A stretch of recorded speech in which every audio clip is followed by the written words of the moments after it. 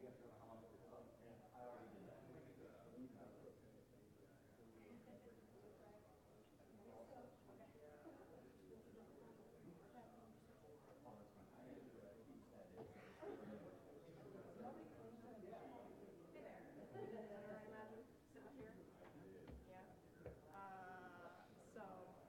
we have a lectern microphone, as you can see there. We also have a handheld if you prefer to walk around if you wanted to.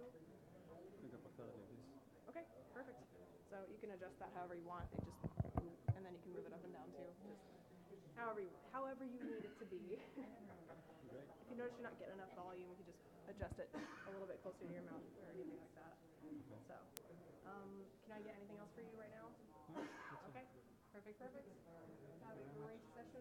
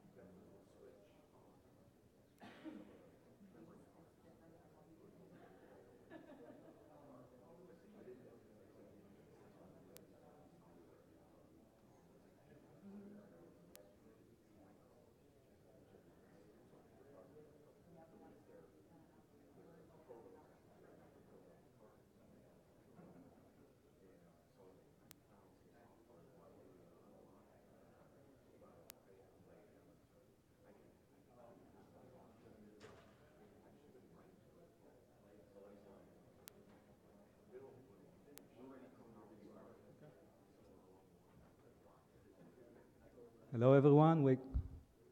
Yeah, good morning. Thank you for coming so early. Usually I'm not awake at these kind of hours. Okay, so let's start. So today, we're going to talk about two new tools that we developed at Javelin Networks, and we will make them available for you. We will talk how we got to them, so we will need to start by talking about PowerShell in Red and Blue. How many people have been to the training for PowerShell? Yeah, amazing. And we'll have to go into a little bit into the internals of .NET and PowerShell to understand what happens behind the scenes. And lastly, we'll need to understand how you hook .NET assemblies. But let's start with the beginning. So who am I? I'm Omer Yair. I manage the endpoint team at Javelin Networks. We protect the Active Directory from the endpoint. I have more than a decade experience. When I mean a decade, I'm talking about a full-time job. I started working when I was 14 at Microsoft. I've been, like many of the Israelis in the industry, I did my time in the intelligence corps. I developed medical imaging software for about 6 years, and I also been a malware researcher at IBM Trustir for 2 years. And for the past 2 years, I've been with Javelin Networks. I also have a BFA in photography. And I also started my first steps with traditional woodworking, which is working with solid wood without power tools. Okay, so let's start. I have to give you a heads up. When we talk about PowerShell attacks, we are so way up high on the cliff that we don't know what happens beneath our feet. And in order to understand all the things I'm about to talk to you about, we have to jump from the top of the cliff down into the deepest layers of assembly. So we have in the middle, usually it starts with a phishing attack, then it goes to PowerShell scripts, and PowerShell scripts run on the PowerShell engine, and PowerShell engine is System Management Automation DLL, which I hope all of you know by now.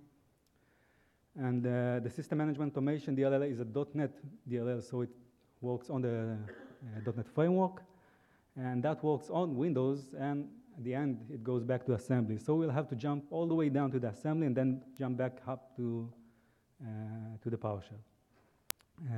And by doing so, I can show you how we can both reveal and increase the security of PowerShell and also defeat all the security features in PowerShell. But then again, we don't have enough time to talk about all of this. So I won't dive into the tiny details. I will try to dumb it down the most I can. Microsoft uses GEA for just enough administration. I will use GEA for just enough amusement when I give my explanations. Okay, so we have to start by talking about the elephant in the room. PowerShell is not an exploitation tool. And it's important to understand that. PowerShell is always used post-exploitation. And when I say that, it means that when an attacker runs PowerShell on your machine, she already has the ability to execute any code she wants on that machine. However, PowerShell does have a powerful feature for attackers, which it allows them to live off the land, which means they don't need to drop any file to disk. They can just run PowerShell and the script inside, and the IOCs that you get will be much fewer than if a file would have been dropped. There are many tools that use PowerShell. I don't need to list you know, Empire and a lot of other stuff. And we have to start looking at it by looking at a real attack. So I will tell you about a report by Michael Gorelik about FIN7. FIN7, sometimes they are referred as Carbanak. It's a financially motivated threat actor, and they primarily target the retail and the hospitality business. There are 3,600 known compromised locations, and they stole over 15 million credit cards so far. Their toolset is constantly evolving, and it relies heavily on obfuscation. They are using cutting-edge technology. They watch all the conferences. They know their stuff. Last August, 3 members were arrested from the team, but don't sleep thinking that everything okay. The group operation still persists. So how everything starts? As usual, it all starts with a phishing attack. And of course, you are all in security, you are all aware that you should not click enable macros, but if you run a business and you get a letter of demand from an angry customer, you will click the enable macros. We are not on the same level. We are doing IT stuff, they are managing a business, and it's completely different. So when you click that enable macro, what happens in the background is that a VBA script runs, and as you can see, that VBA script invokes PowerShell. And just to show you their sophistication, they are not invoking PowerShell straight from Word document. They're using WMI. So if you have endpoint protection that you relied on, the next gen, to catch that PowerShell exe is a child process of Word exe, that won't happen, because PowerShell will be a child process of WMI, and it will also be on the services, so it will also be on session 0. So your endpoint protection is caught off guard on this instance. But it's also important to note, as I said before, that an attacker doesn't have to run PowerShell. This is an example of running shellcode script from VBA by Matt Wicks. It was published in 2012, so you know how all this thing is. It's also incorporated into Metasploit, and it allows you to run any shellcode you want. So that means you can also reflectively load DLLs into the word process, and you can do whatever you want with the process. But let's get back to Fin7. So after a few steps of deobfuscation of the script looks like this. If you're asking yourself, what are all those slashes and stuff? Those are variable names and function names. So if you deobfuscate it a little bit more, you can find the encrypt, decrypt, and the logic function of the module. And what it does, it communicates with the command and control server through DNS. So again, if you had firewall that you trusted to block their communication, they are passing through your firewalls, they are passing through every security mechanism you know. We can't talk about PowerShell attacks without talking about obfuscation, and the most comprehensive tool that we know is Invoke Obfuscation by Daniel Bohannon, which he wrote based on obfuscation techniques that he's seen on the wild. It's not stuff that he made up. This is stuff that actually exists and is used by threat actors. It's important to note that Daniel and Lee Holmes also developed a tool called Revoke Obfuscation that allows you to detect obfuscated scripts offline. And offline is an important remark. So let's see some examples about obfuscation. I'll start with the most simple command, who am I? Every attacker would like to run this command on your machine, but it also gets a little philosophical when you start to lose your own identity. So you can do string token manipulation, and you can split the string. You can also reverse the order. You can also use compression. And you can also use what the fuck is this? But this is, this is who am I? So you might feel a little bit discouraged, but don't be. Microsoft came to the rescue, and they published PowerShell Hearts, the Blue Team, which is Microsoft Bible for PowerShell security. Every time I see Lee Holmes, see you here in the audience, thank you for coming, I see a person that he understands security, because sometimes when we talk and we do our research, we get caught up with the technical details of specific stuff that we forget to see the whole picture. And when Lee Holmes talks about it, you see that he mentions all the time that the attacker has the ability to run code. And he has, or she has, the ability to bypass a lot of protection mechanisms that you have. And the best thing you can have is to have visibility on the attack. Because once you have visibility, you can trace back the attack and find out what happened and what was compromised exactly. So let's see all the security features that are incorporated into PowerShell. The first one is script block logging. So every time, or most of the time that a script is being evaluated, it will save you the script block. And this feature is enabled by default for suspicious scripts. So you don't need to enable it, but you should enable it for all the scripts that run on your machine, because that's a really good visibility feature. The next one is a pipeline or module logging, which gives you much more information on each script that you run and each command that is invoked, a PowerShell command. The next one is transcription or over-the-shoulder logging. And that one logs for each process of PowerShell. And again, when I'm saying PowerShell, it's system management automation every time that DLL is loaded into somewhere. And it saves the input and output of the shell. So for each process, you will get a TXT file like this. Gives you a lot of detail about the session and all the input output. Microsoft recommends that you create a shared folder and you give everyone permission to write and create on that folder, but you add the creator owner deny on everything. So this is like a game of ACLs, which allows everyone to create and write the logs, but no one can actually list the folder and delete the files after it has been created. So this is also a powerful logging mechanism, and it gives you a lot of visibility on what happened on attacks. There are two more features. Before that, the constrained language mode is another feature that allows you to, as it says, as the name suggests, constrain the actions you can perform on the PowerShell on PowerShell. So you won't be able to execute commands that have the ability to be malicious. Two more features that we have are protected event logging and just enough administration. I won't go into the details because it's not related to our talk, but I'll just say protected event logging allows you to use asymmetric encryption on the log, so you won't have clear text passwords on the logs. And just enough administration is a concept that you can limit users of remote PowerShell to a specific task, so they won't be able to execute anything other than they should. And now we're getting to the crown jewel of PowerShell, which is the anti-malware scan interface. And it's actually not a PowerShell feature, it's a Windows 10 feature. And the way it works is that every person that writes the software can interact with it, and in this case, PowerShell. Before running scripts, it goes to AMSI, say, hey dude, I have this script, do you think it's okay?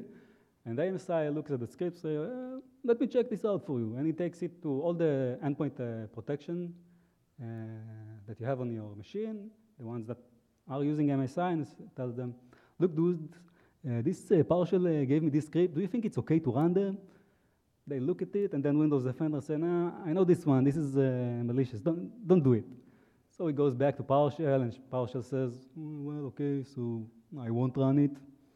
And yeah, so this is basically how it works. It's just asking for permission to do stuff. Those are the vendors that currently support AMSI, so obviously Windows Defender, AVG, Bitdefender, ESET, Dr. Web, Avast, and Kaspersky, and CrowdStrike. But there is a problem with AMSI because, as I said before, when an attacker is executing code in your system, she already has the ability to do what she wants with the user space. And this is the user space that is vulnerable, because once you have execution permission, you can modify every part of these layers. And what I will show you later is that there is another layer that all of us forgot, which is the .NET framework. So let's see some bypasses to AMSI, and this is one of the most known. It's an AMSI bypass with a single tweet. And it was written by Matt Graeber. And the way PowerShell works, the first time it needs to call AMSI, it will try to initiate, it will try to load the DLL, and if it fails, it saves a Boolean flag saying that the initialization failed, and it will not try to call AMSI again. So what Matt did, he just used reflection to find this flag and set it to true, so PowerShell will never call AMSI again. But this line is now, this script is now known to Microsoft, so they added it to AMSI because it has to pass first through AMSI to be evaluated. But again, if you use some obfuscation, you can bypass AMSI for detecting this script. So this is like the top layer of PowerShell bypass. Let's see another bypass that attacks the Win32 layer. And this is a research by Avi Gimpel. And what he did, he just overwrites 3 bytes on AMSI DLL, on the function that checks your buffers. And what happens from now on is that whenever you call the AMSI scan buffer function, it thinks that the length of the string is 0. So it will tell you, yeah, a 0 string is always legit. You can run it. So that was the lower level. And this is like really troubling. This is one of the things that got me started in this research to do the Babel shellfish. And this is work by Ryan Cobb that he published last DerbyCon. It's a tool called PSAMSI, and it allows you to write one big malicious script and feed it to AMSI. And now AMSIs tell you exactly which lines are offending AMSI, and this tool also allows you to minimally obfuscate those specific lines to allow them to bypass AMSI. So this bypass is like a bypass to the third level, the level of the security vendors, and not on the Win32 or the PowerShell process. So this is like a very powerful, and I got wondering why you can bypass the security vendors with such a simple obfuscation. So I placed a hook on AMSI scan content, and I wanted to see what strings that it get. So I gave it who am I, and obviously I got who am I. And then I gave it what the fuck, and then I got each line is another call to AMSI scan buffer, and you're still seeing what the fuck here, but wait, it gets better. Then you can see that the last two lines are human readable, and the most importantly, they are regex readable, because this is how your endpoint security checks for those lines. So that's a good job, Microsoft, but still, how is it possible that you bypass AMSI with simple obfuscation? So I gave it this simple obfuscation technique, the string token manipulation. I fed it, and that's it. That's the only line that AMSI gets. So I started wondering, why is this happening? And I got a solution how to make it better. So the solution is obviously Babel shellfish. And do you want to see a demo?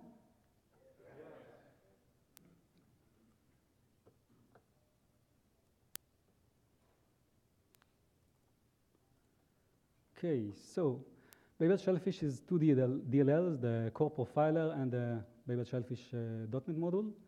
You have a fancy installation batch script that you can provide it with parameters if you want to output to the debug out, if you want to scan the content with the AMSI, if you want to log the AMSI too, and the folders for the logs or and the DLLs for the Babel shellfish. And now when you run PowerShell, you already have Babel shellfish inside. And it doesn't matter which way you run PowerShell, even not PowerShell methods will load the AMSI with it. And the logs are saved in the same format as the transcription. It's actually the same code. I stole it from PowerShell. Thank you, PowerShell. And if you run who am I, you can see the command. But then you can see that Babel shellfish also sees the exact process that was executed when you run that command. And let's try something a little bit more complicated.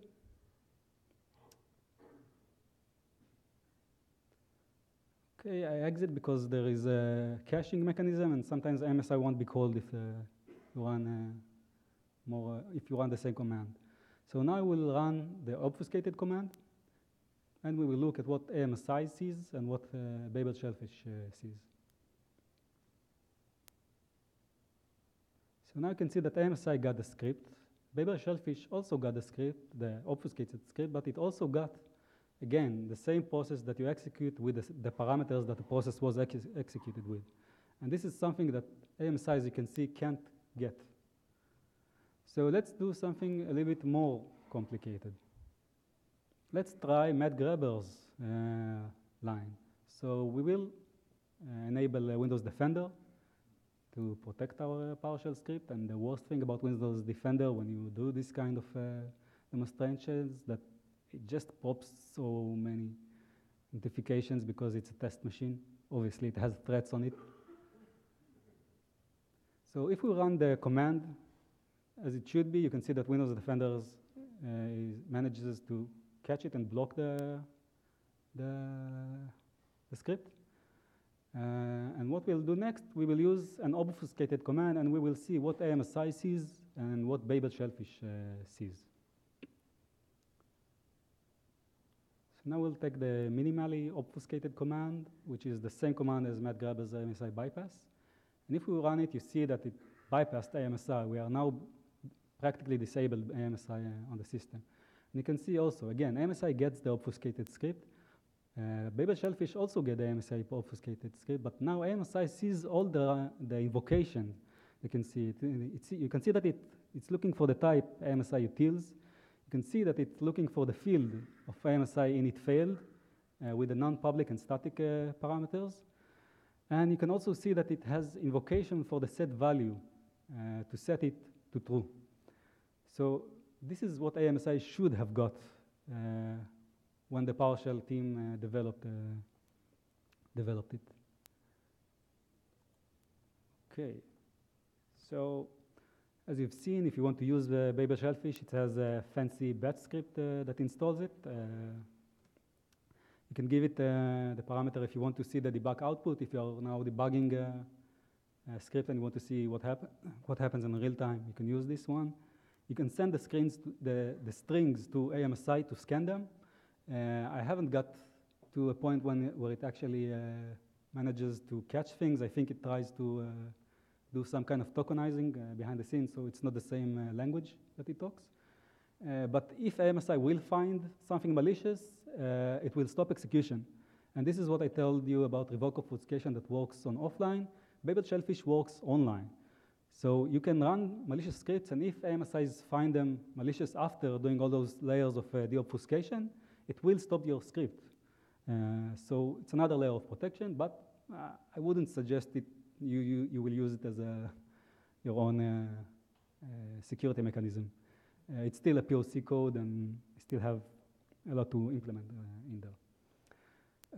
You can also log AMSI scripts. Again, it's just for curiosity if you want to see what AMSI sees. You can give it a path for the log folder to be saved. As you've seen, it's like the transcription folder. And you need to give it the path for the Babel Shellfish DLL, so it can register those DLLs. You need administrator privileges to register to install Babel Shellfish. And I think I should add another uninstall batch script later. So how does Babel Shellfish works and how we wrote it? First, we need to understand the internals of PowerShell. And when I told you before, I gave you the heads up that we are going to jump off the cliff, this is where we start the jump. So join me into one of the highest jumps in security. So PowerShell has 4 parts that you need to know about. The first one is the tokenizer, then you have the abstract syntax tree, then the pipeline processor, and the command processor. The tokenizer splits your text into lexical units, which means it gives them meaning. So it sees the first one and knows that it's operator, it's a group start, a string, and so on and so on. But I think only when you see this kind of division into lexical units, it's much easier to understand how a script block looks like. So every script block starts with a script block AST and a name block AST. They have also the pipeline, which I will explain later, and you can see the commands. But now, when you've seen the tokenizer, it's easier to understand what each command does and what are the parameters for each commands. But it's also important to understand that now AST doesn't contain any meaningful information. It just knows that it needs to run a command. It doesn't know what the command is. And AST will be compiled into expression object, which is the actual object that PowerShell can run. And only during the execution, the object will have the actual meaning and the actual script that it needs to run. So when you compile an AST into a compiled script block, this is the code from Microsoft, and I'm not making this up. They actually call the function really compile and not compile. And those are the 2 functions that you need to be aware of: perform security checks, which calls AMSI, and log compile star, which logs the script block code. So those are the points that Microsoft chose to protect the scripts. And it's a logical place to put this. I'm not saying anything bad about it, but it happens before the compilation. So the only notion that the script has now is just the original obfuscated script. And the only time it will be called again, it's if it will have to regenerate a new script lock. And it happens on certain types of evaluation. It doesn't happen on all the kinds of evaluation of scripts.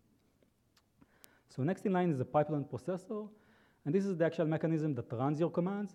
And it needs to take the output from one command and pass it as the input for the next command. But how does it run the commands? It uses the command processor. And the command processor, it's actually a base class that has 3 classes that inherit from it. A script command processor, which runs actual scripts. You have the command processor that runs C# compiled commandlets, and the native command processor that runs processes. There's another class, DLR script command, which is actually the class that makes all the implementation of the script, command script. But now you can start getting the idea why AMSI is easily bypassed. Because AMSI and the script lock logging works when you compile the AST into script lock, into execution object.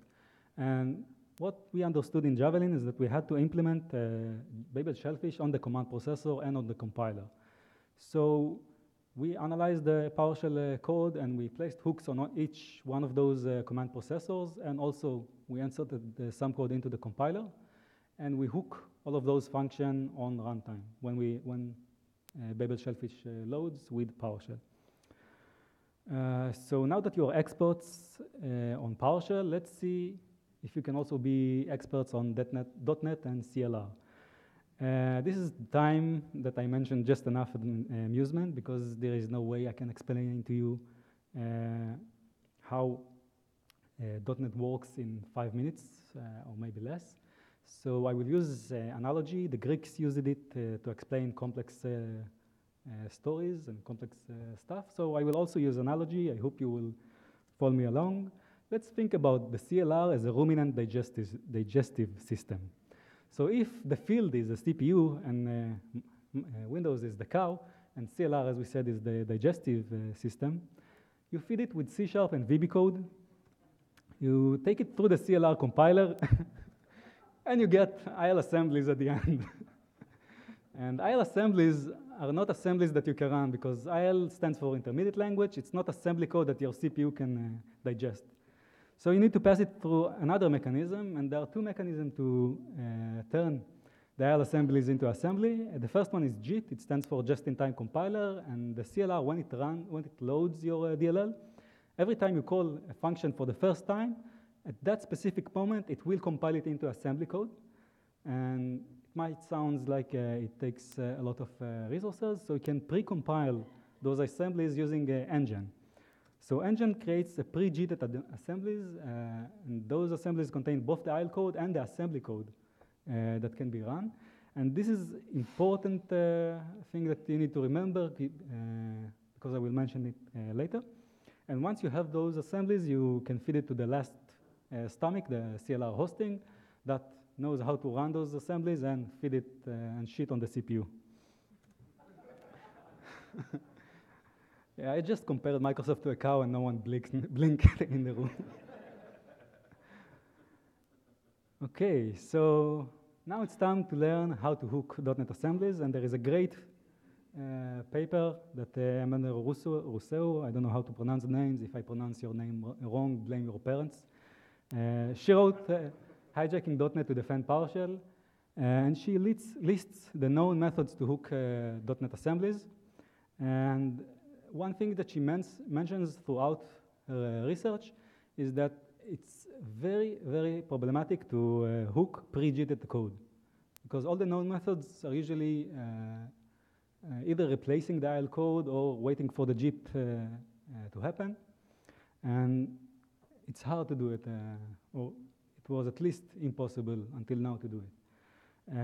The things that the method that she suggests is a get function pointer, which I'll explain a little bit later, which hooks the assembly code after it was JITed. Another good research, it was done by Satoshi Tanda, PowerShell Inside Out, and he gave POC code that actually runs, and he uses reflection to find PowerShell's method. Specifically, it's scan content. It's the function that calls AMSI. And then he uses get function pointer on that scan content function to find the assembly, the address of the assembly code, and hook that location. So this is a good method to incorporate AMSI into previous versions of Windows if you are developing endpoint security. But then again, it has all the limitation that AMSI has because it sees what AMSI would have seen. So now let's see how we can actually hook also pre-JITed assemblies. And I didn't know what to do at first. .NET is a huge framework, so I asked the only one that knows everything in the world, Google. So I asked Google, hey Google, do you know where I can find native code in all of the .NET documentation? And lo and behold, the first answer it gives me is get code info, and that sounds interesting. So I looked into it.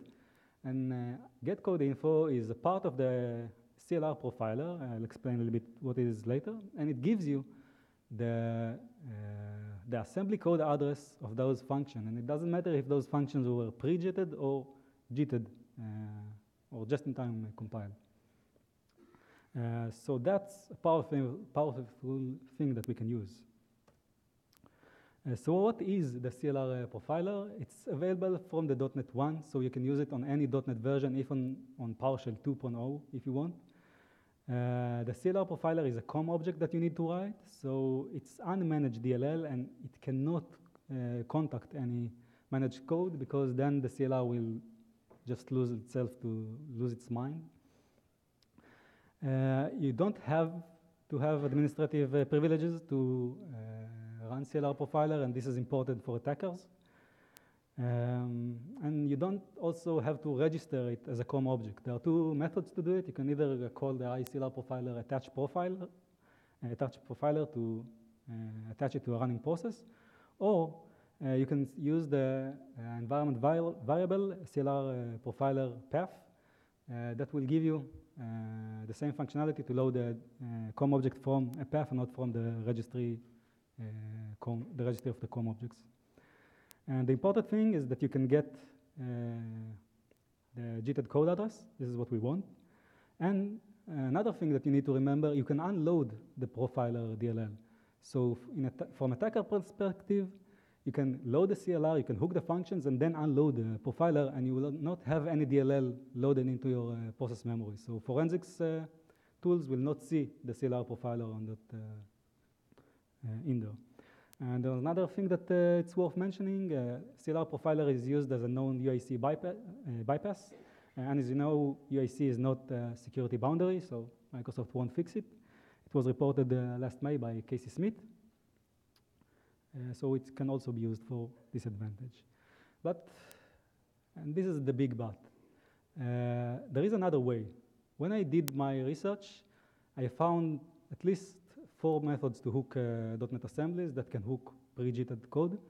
And each one has its own advantages and disadvantages. And one method in particular allows you to live off the land, which means you can hook .NET assemblies without leaving any trace on the target process, without leaving any trace on disk. You don't need to do any of that. And as you've seen, the CLR profiler, you need to write a file to disk. And I'm currently in the process of doing responsible disclosure with Microsoft. So after this process will be done, I will release the code for this hooking mechanism. And for now, I felt safer to use just the CLR profiler to show it to the community. And again, if anyone wants to know the method to protect, if you're developing endpoint protection and you want to add this protection or to know what the method about, just contact me, and I won't hide any information. We need to know about it. So now we have a way to get the address of the assembly code in memory. And we need to hook them. So the method that we use for the past decades to hook assembly codes is inline hooks. And now we finally got to assembly. Remember the cliff that we had to jump from? We just got to the pool of assembly now. So how does inline hooks works?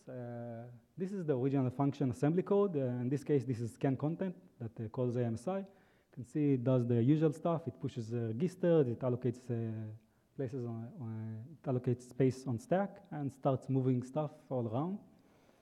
And when you hook, the hooking engine actually replaces the first bytes of that function with a jump to the hook function. So whenever someone calls that function, it will immediately jump to your hook function. But now you have a problem, because maybe the hook function wants to get the original function functionality. So the hooking engine creates something called a trampoline, which is a copy of the first bytes that it overwritten with a jump opcode that jumps after the jump. So essentially, if you run the commands one by one from the trampoline, you get the original functionality without jumping into your hook function. But we have a problem with .NET, because .NET cannot call directly into pointers. You need to pass this pointer of the trampoline to the hook function so it knows how to call it. And .NET cannot call pointers, or at least is not supposed. You can call pointers with .NET, but let's assume that you can't. So how you solve this problem? You have the original function, and when you write your hook function, you call a dummy function, and you define this function, and you need to define it with some code so the CLR, the JIT compiler will not remove it completely. And what you do, you hook the original function as before, so now everyone calling the original function will be redirected to your hook function. And it creates also the trampoline. So now the next step you do, you hook the dummy function and pass it the trampoline as the pointer of the hook function. So whenever your hook functions call the dummy function, it will actually call the original function to get the original functionality, and .NET will not know that the function was hooked. Okay, so now that you know how to hook functions, let's see what InvisiShell can do for the red team. So InvisiShell hooks all of PowerShell function, and again, when I say PowerShell, I mean system management automation. It doesn't matter how you load PowerShell, how you load the PowerShell engine, it will be hooked. It hooks system core DLL, and I don't know any other method of hooking IL assemblies that can hook this DLL. And it hooks, obviously, all the calls to AMSI. But then again, there is no need to actually place a hook function, because we don't want the functions that log the messages to do anything. We just add a ret opcode instead of adding a jump, as I've shown you before. So we don't even need to load any other DLL except for the CLR profiler to find those functions and hook them. You can run InvisiShell either with admin privileges or without. And it detaches after it hooks all the functions. So again, forensics tools will not see the InvisiShell on the target process. So do you want to see how it works?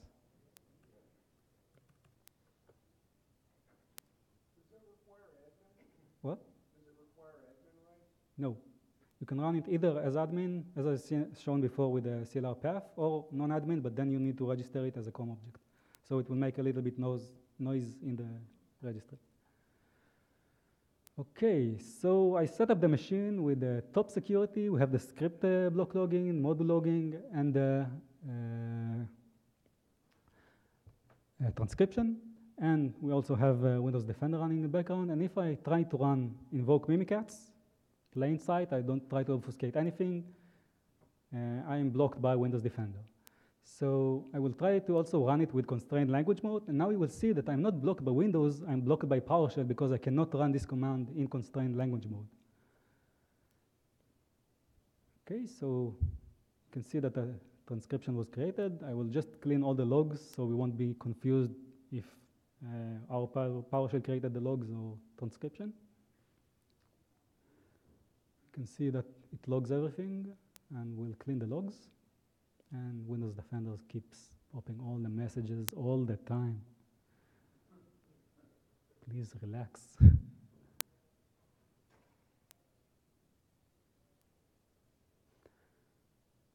Okay, so InvisiShell is actually just the InvisiShell DLL, which is a CLR profiler. You can run it either as admin or non-admin, fancy batch scripts. We will run it as admin because we want to invoke Mimikatz. And now you have PowerShell with InvisiShell inside. So the first thing I'll do, I'll move into constrained language mode, and then I will run invoke Mimikatz in plain sight without any obfuscation. Do you think Windows Defender will find it? No, it didn't. You get all the passwords, all the stuff you need, and you didn't had to obfuscate any of the scripts. But this is not the main issue.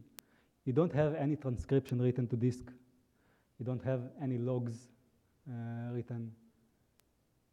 This is actually an invisible method to run PowerShell. Second.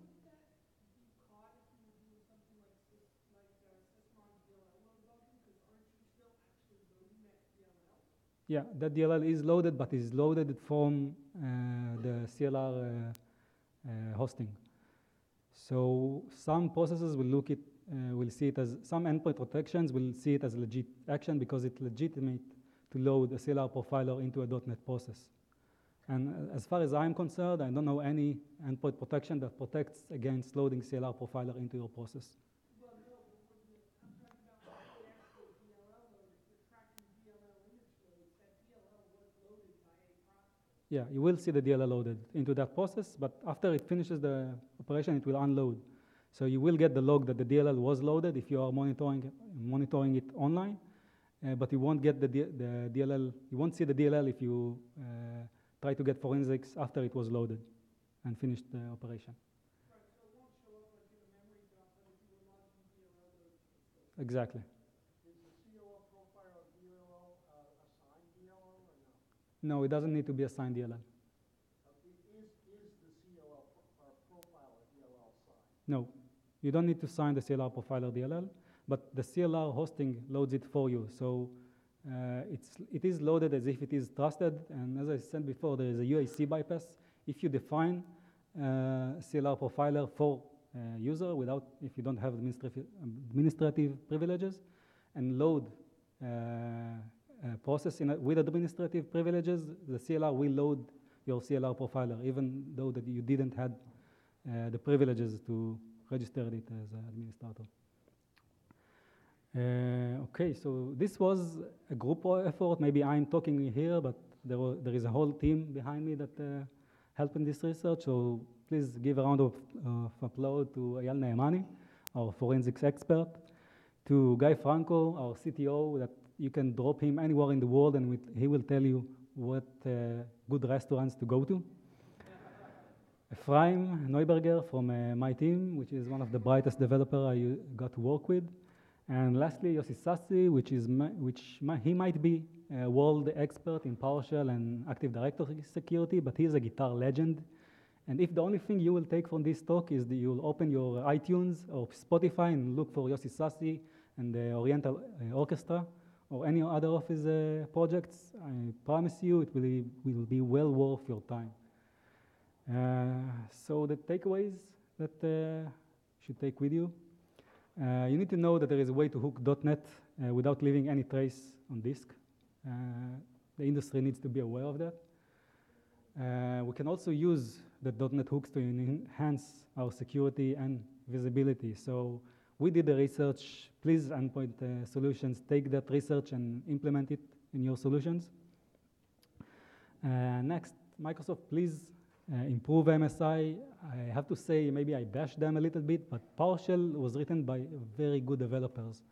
I've seen the code, it's amazing code, they have very bright developers, but they did miss some stuff in security, and I know how hard it is to hire people that know security and know good development. I'm also looking for 2 positions in my team. So I don't want to hold this against them, but please, Microsoft, see what we did with Babel Shellfish and see if you can also take it and implement it into PowerShell next, because we don't really need to hook PowerShell to get the security. It should be already built into PowerShell. And lastly, let's break it to make it better. So thank you.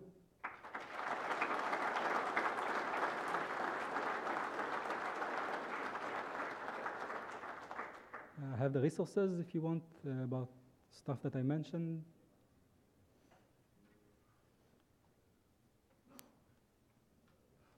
And lastly, I will publish the code on my Twitter account, so follow me to get. Okay, so if anyone has any questions, I think we have enough time. Yeah? We have 5 minutes for questions. Did you test this against any EDR tools? So the question was if I tested it against EDR tools. No, I didn't. Go back one slide. Yeah.